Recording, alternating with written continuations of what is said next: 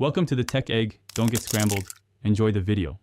In this video, I will explain how to set up your Trezor Model 1. First, connect your device to your computer using the included USB cable. Next, open your web browser and go to Trezor. eo/start.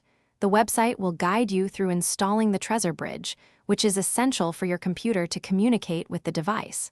Follow the on-screen prompts to complete this quick installation. This initial step ensures your Trezor is ready for the next stages of configuration. Once Trezor Bridge is installed, your device will prompt you to confirm its authenticity and install the latest firmware. Always ensure you are installing official firmware directly from Trezor.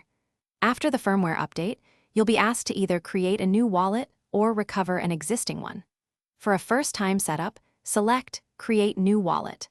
This action prepares your Trezor to generate a unique set of keys for your cryptocurrencies.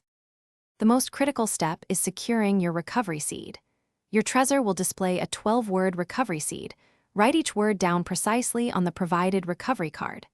Double-check every word for accuracy and order, as this seed is the only way to restore your wallet if your Trezor is lost or damaged.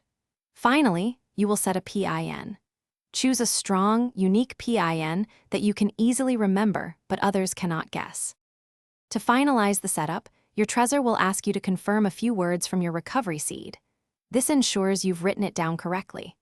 After confirmation, you can give your Trezor a custom name, which is helpful if you own multiple devices. Remember to store your recovery seed in a secure, private location, separate from your Trezor.